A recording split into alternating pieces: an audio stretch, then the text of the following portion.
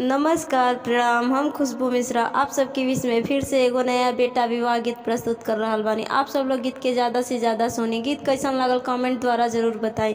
Channel पे नया हो कि तो चैनल के सब्सक्राइब करिए, अपना फैमिली और फ्रेंड में ज़्यादा से ज़्यादा शेयर करिए ताकि हमारा आने वाला हर अगला वीडियो आप सबके बीच पहुँच सके। घर से बाहर भइले सुंदर दुलाओ, काहे बबुआ के निरवा डरे हो, काहे बबुआ के निरवा डरे हो।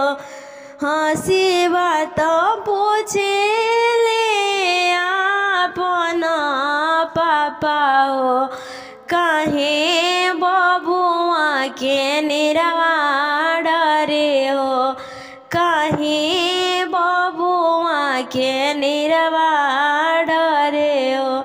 हमारो बियाहवा पापा दूर देशे कैलाओ, केहू ना बरी अतिया जाइए हो, केहू ना बरी अतिया जाइए। मेरे दाहिने बबुआ पाछो भैया जाइए हो, पाछा से बनोइया जाइए हो, पाछा से बनोइया जाइए हो।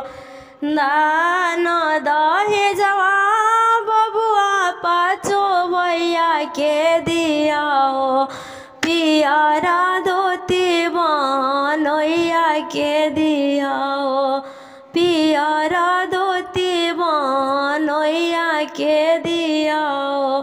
घर से बाहर भइले सुंदर दुलाओ, काहे बबुआ के निरवा डरे हो, काहे बबुआ के निरवा डरे हो।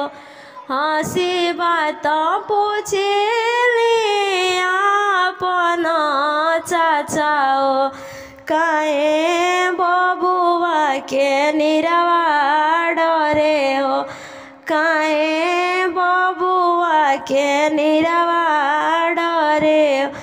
हमारो बियाहवा चाचा दूर देशे कैला हो, केहू ना बरी अतिया जाइए हो, केहू ना बरी अतिया जाइए हो। बाबेरे दाहिने बबुआ पाछो भैया जाइए हो, पाछा से बनोइया जाइए हो, पाछा से बनोइया जाइए।